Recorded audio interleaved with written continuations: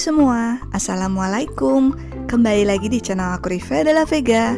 Oke guys, di video kali ini aku akan bagikan resep cara membuat roti kacang ijo.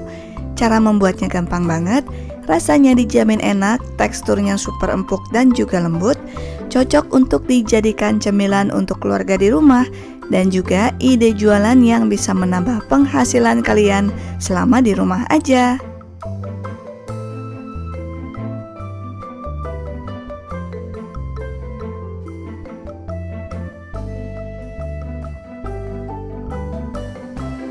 Sebelum kita mulai ke tutorial pembuatan, pastikan kalian udah cek kolom deskripsi atau klik tanda panah ke bawah yang ada di samping kanan judul. Karena di deskripsi ini aku udah cantumkan detail bahan-bahan di video. Selain itu di deskripsi ini juga udah aku cantumkan link pembelian untuk bahan baku, perintilan dapur, cookware dan juga elektronik dapur yang aku pakai di video. Nah, ini linknya tinggal kalian klik aja, dan semua link ini udah aku kategorikan berdasarkan kategorinya masing-masing seperti bahan baku, perintilan dapur, cookware dan juga elektronik dapur. By the way, ini bukan aku yang jualan ya, tapi ini merupakan toko yang aku rekomendasikan ataupun toko yang pernah aku beli untuk membeli semua kebutuhan di video. Khusus untuk produk Mito elektronik dan Stein cookware, pastikan kalian beli di link yang udah aku cantumkan di sini, karena ini merupakan link toko resminya Stein cookware dan juga Mito elektronik yang asli ataupun yang resmi, supaya kalian mendapatkan jaminan produk yang original. Dan di link pembelian ini ada dua aplikasi marketplace yang biasa aku pakai, yaitu Shopee dan juga Lazada. Jadi silahkan dipilih berdasarkan aplikasi marketplace yang kalian punya. Untuk bahannya siapkan 150 gram kacang ijo, 150 gram gula pasir, dan 2 sendok makan tepung terigu. Langkah pertama, kita didihkan 500 ml air. Dan untuk memasaknya ini aku gunakan Mito Induction Cooker Tines In 100 dengan menu panel yang simple dan mudah digunakan. Mito Tines In 100 ini merupakan kompor listrik super tipis dengan ketebalan 1,7 cm aja, sehingga mudah disimpan dimanapun dan kapanpun. Dengan permukaan gelas keramik yang tidak mudah gores, juga otomatis mendeteksi panci. Apabila terlalu panas akan mati secara otomatis. Selain itu juga ini aku gunakan panci khusus kompor listrik yang bisa menghantarkan panasnya dengan baik. Nah, ini aku gunakan saucepan Onyx series dari Stein cookware dengan 6 lapisan granit Greblon coating dari Jerman yang dijamin super duper anti lengket, juga merupakan kualitas granit terbaik di kelasnya. Bisa digunakan di kompor listrik atau kompor induksi seperti ini, maupun digunakan di kompor gas biasa. Oke, mendidihkan air dengan kompor listrik ini cuma butuh waktu sekitar 1 menit aja. Setelah itu langsung kita masukin kacang ijo yang udah dicuci bersih, kemudian dimasak selama 5 menit. Karena kita akan gunakan metode 5, 30, dan 7 menit yang tujuannya bisa menghemat gas ataupun menghemat listrik seperti ini. Jadi kalau udah dimasak selama 5 menit, kita matikan kompornya. Setelah itu kita tutup dan kita diamkan selama 30 menit. Setelah didiamkan selama 30 menit, kacang ijonya ini belum mateng tapi sudah mengembang. Kalau udah kayak gini, kita nyalakan lagi kompornya dan kita masak selama 7 menit atau sesuai dengan kebutuhan. Dan ini udah aku masak sekitar 7 menit. Kacang ijonya udah mengembang dan pecah seperti ini. Langsung aja kita tambahin gula pasir. Jangan menambahkan gula pasir kalau kacang ijonya belum pecah, karena nanti hasilnya nggak akan bagus. Setelah itu diaduk sampai tercampur rata, dan untuk api kompornya kita kecilkan. Dan kalau gula pasirnya udah benar-benar larut, kemudian kita tambahkan 2 sendok makan tepung terigu. Diaduk sampai tercampur rata dan larut, dan sampai tekstur kacang ijonya mengental ataupun airnya surut. Kalau udah airnya surut kayak gini, kemudian kita matikan api kompornya dan kita haluskan. Untuk menghaluskannya, ini langsung aku masukin ke dalam chopper. Kalau kalian nggak punya chopper, bisa dihaluskan dengan cara ditumbuk pakai ulekan ataupun pakai cobek. Tapi supaya gak ribet, ini aku haluskannya pakai chopper Mitochiba seri CH200 yang cukup butuh hitungan detik aja untuk menghaluskan kacang ijo ini. Nah, kalau udah dihaluskan, langsung aja kita tuangkan ke dalam wadah yang udah disiapkan, kemudian dinginkan. Untuk bahan adonan roti ini aku siapkan 1 kg tepung terigu protein tinggi, boleh pakai merek apa aja. Kemudian 1 saset ragi instan, juga boleh pakai merek apa aja. Kemudian 1 sendok teh bread improver dan 1 sendok teh baking powder, 4 butir kuning telur, 100 gram margarin. Ini aku pakai Blue Band supaya rasanya lebih enak. 200 gram gula pasir dan 500 ml susu cair dingin.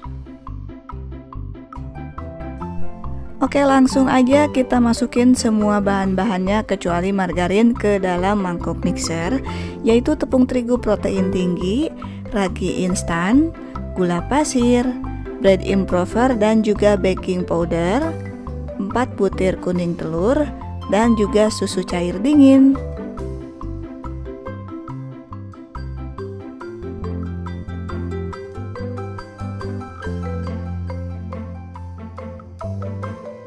Kemudian langsung aja kita nyalakan mixernya dengan level kecepatan sesuai dengan pengaturan yang ada pada mixer masing-masing, dan adonan ini di mixer sampai tercampur rata.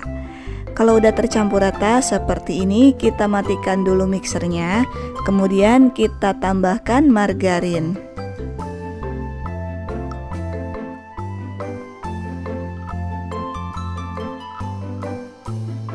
Kemudian adonan ini kita mixer lagi sampai margarin dan adonannya tercampur rata, dan juga sampai adonan rotinya benar-benar kalis. Dan ini aku gunakan Maxi Mixer MX700 dari Mito Elektronik. Kapasitas mangkuk besarnya 7 liter, dilengkapi dengan 3 kaki mixer yang bisa kalian pakai sesuai dengan kebutuhan. Dengan kapasitas mangkuknya yang besar, mixer ini mampu membuat adonan berat sebanyak 1 kg tepung terigu kering seperti sekarang. Mesin berkekuatan tinggi dan untuk gearnya sudah pakai metal gear ataupun gear besi. Jadi udah nggak pakai gear plastik lagi, yang pastinya lebih awet, lebih kuat dan juga lebih kokoh. Oke, dengan menggunakan Maxi Mixer ini membuat adonan roti cukup dengan 15 menit aja. Hasil adonannya udah kalis sempurna seperti ini. Cara mengecek kalisnya gampang banget, tinggal kita ambil aja sedikit kemudian dilebarin. Kalau tidak mudah robek dan juga lentur seperti ini, berarti udah kalis sempurna. Oke, kalau adonannya udah kalis sempurna kayak gini, bisa langsung dibentuk jadi roti. Tapi ini mau aku proofing dulu ya, karena hasil yang 2 kali proofing itu lebih bagus dan juga lebih besar dibandingkan dengan roti yang cuma 1 kali proofing. Oke, langsung aja ini kita tutup pakai plastik, kemudian di proofing sampai mengembang 2 kali lipat. Supaya waktu proofingnya lebih cepat, ini aku gunakan oven grande dari Mito Elektronik.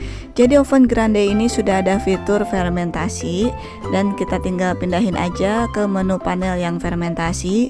Untuk suhunya diatur 250 derajat Celcius api atas dan bawah, dan untuk timernya di staykan di on seperti ini. Nah, karena suhu oven jadi hangat, jadi untuk proofing adonan pakai oven grande ini cukup butuh waktu sekitar 15 menit aja. Adonannya udah mengembang 2 kali lipat kayak gini. Langsung aja kita buka plastiknya, kemudian kita kempesin adonannya sampai benar-benar tidak ada udara ataupun tidak ada gelembung. Setelah itu langsung aja kita timbang adonannya, dibagi-bagi adonannya, dipotong-potong dengan berat sekitar 40 gram.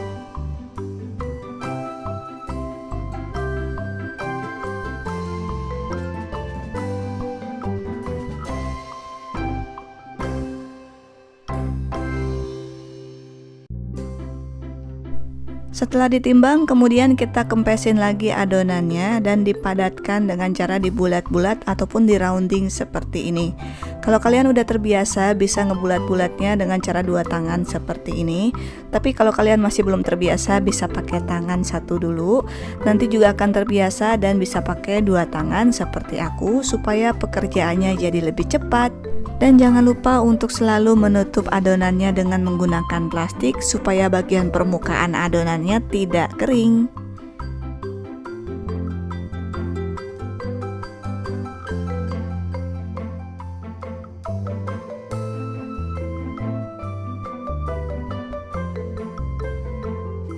Setelah dibulat-bulat, kita kempesin lagi adonannya sampai tidak ada gelembung. Boleh pakai rolling pin seperti ini, ataupun boleh sekedar ditepuk-tepuk pakai tangan. Kemudian tambahin 1 butir adonan kacang hijau yang udah dibuat tadi.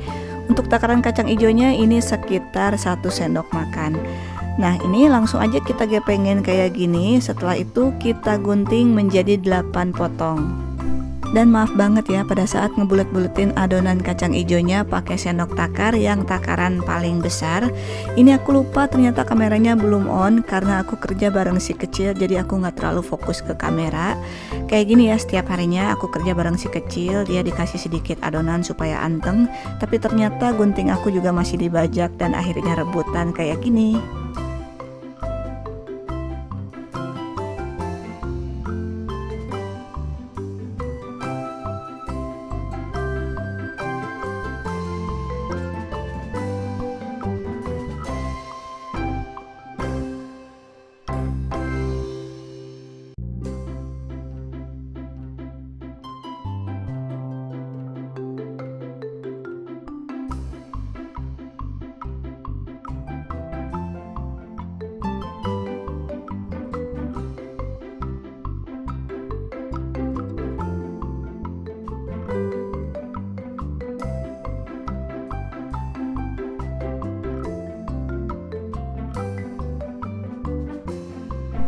Kalau adonannya udah dibentuk semua, kemudian kita olesin pakai egg gloss ataupun pengganti kuning telur. Langsung aja kita oles tipis-tipis di atas permukaan roti. Setelah dioles pakai egg gloss, kemudian kita taburkan biji wijen secukupnya.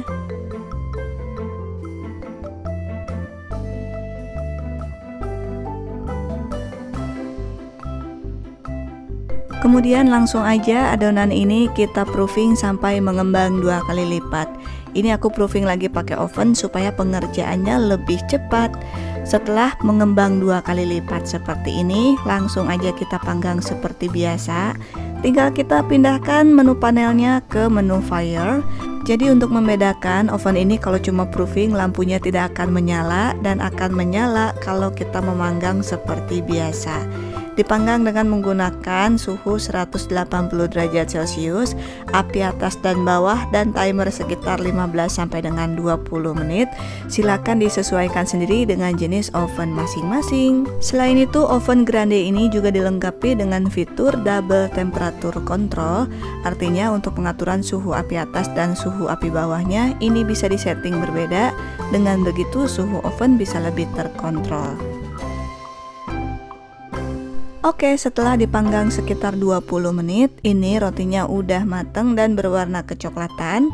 Langsung aja kita angkat, kemudian selagi rotinya masih panas, langsung kita olesi margarin bagian permukaannya supaya tidak kering dan juga lebih glowing. Ini dia hasilnya roti kacang ijo yang aku buat. Gimana cara bikinnya? Gampang banget kan? Satu resep yang aku bagikan ini jadi 45 roti. Tapi ini gak semuanya aku bikin rasa kacang ijo, karena untuk anak aku yang paling besar ini, dia gak suka rasa kacang ijo, dia sukanya cuma rasa keju dan juga coklat. Jadi untuk bentuknya juga aku bedain, karena untuk yang rasa coklat gak bisa dibentuk seperti yang kacang ijo, karena nanti coklatnya bisa bocor. Nah, jadi si anak pertama ini kalau aku udah bikin rasa coklat dan keju, meskipun masih panas tetap aja diambil dan dimakan sama dia. Beda masih kecil ya, kalau si kecil ini dia tergolong omnivora, atau apa aja dan segala macam dimakan masuk sama dia. Oke, kayak gini ya hasilnya, matang merata dan ini teksturnya super empuk banget dan juga lentur. Ini baru matang aja udah empuk kayak gini, apalagi kalau dibesokin. Biasanya kalau udah dibesokin teksturnya akan lebih empuk lagi. Nah, kayak gini ya hasilnya, dalaman kacang ijonya juga merata. Oke, kita kemas setelah rotinya benar-benar dingin supaya nggak kesekep. Dan ini kita kemas pakai plastik ukuran roti. Pokoknya si penjual plastik tahu plastik yang ukuran roti. Kita kemas semua, dan untuk harga jualnya satu roti ini bisa kalian jual dengan harga Rp5.000, atau silakan disesuaikan sendiri untuk harga jualnya dengan harga bahan baku di daerah setempat. Sedangkan untuk masa ketahanannya, roti kacang hijau ini bisa tahan sekitar 3 sampai dengan 4 hari, atau selama masih kacang hijaunya tidak berjamur berarti rotinya masih layak konsumsi. Oke guys, semoga video ini bermanfaat. Kalau kalian suka dengan video aku, jangan lupa like, comment, and share ke teman-teman kalian supaya makin banyak orang yang terbantu dengan video yang aku bagikan ini. Sampai jumpa lagi di video berikutnya. Terima kasih, selamat mencoba, dan assalamualaikum semua.